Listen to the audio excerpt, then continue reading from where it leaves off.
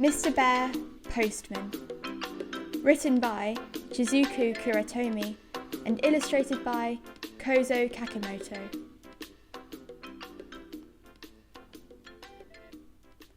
One day Mr. Bear bought a bicycle and started to teach himself how to ride it.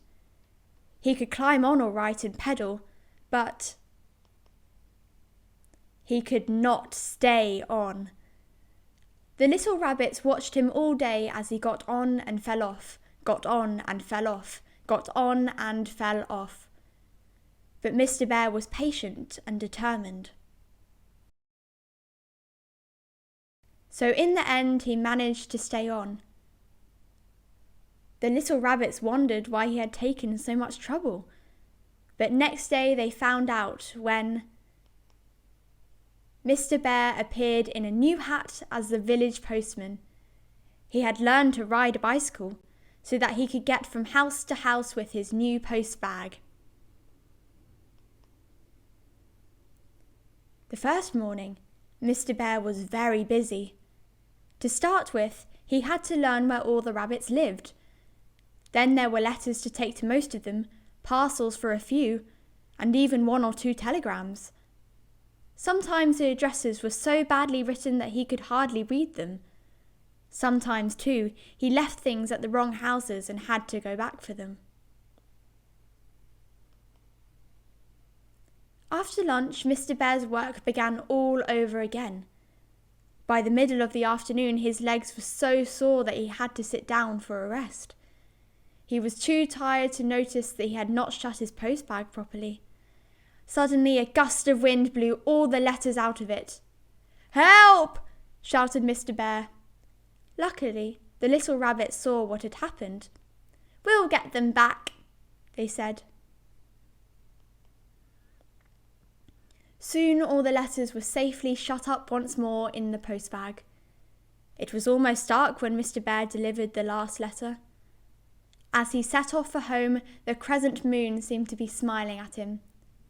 It was hard work, thought Mr. Bear, but I enjoyed it. I have made a lot of people happy. After that, Mr. Bear took round the post bag every day and met lots of new friends. Only one thing made him feel sad.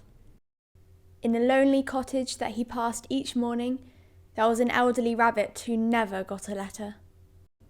Mr. Bear wondered why no one wrote to her. In the village, he asked whether she had any relations. "Yes," said one of the rabbits. "She has a granddaughter who lives about 50 miles away."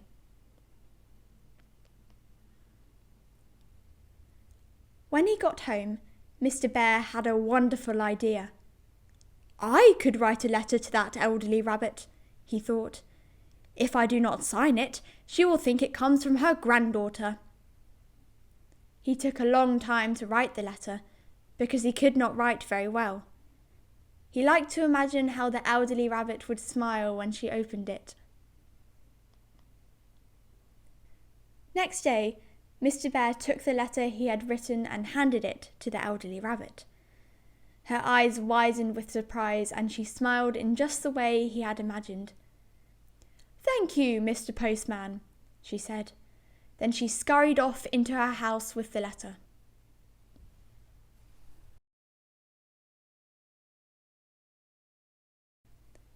Mr. Bear tiptoed up to her window to watch the elderly rabbit read the letter. She looked so pleased with it that he decided to write one for her every day. And that was what he did. But one day, when Mr. Bear brought his usual letter to the cottage, a little rabbit girl was standing beside the elderly rabbit. "This is my granddaughter, Mr. Postman," said the elderly rabbit. "She has come to visit me." Mr. Bear quickly hid his letter behind his back and hurried away.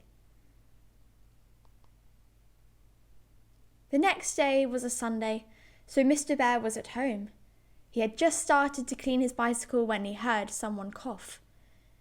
He looked up, and there was the elderly rabbit's little granddaughter. "Thank you for writing Granny those letters," she said. "But how did you know?" asked Mr. Bear. "I saw the letter in your hand when you came yesterday," she said. "You took it away without delivering it, so I knew you must have written it." "Does your granny know I wrote the letters?" asked Mr. Bear. "I don't think so," answered the little rabbit, "but she knows they did not come from me." Mr. Bear looked puzzled. "How did she find out?" he asked. The little rabbit picked up his hat and put it on her head. "Mr. Postman," she answered, "you forgot to stick any stamps on them."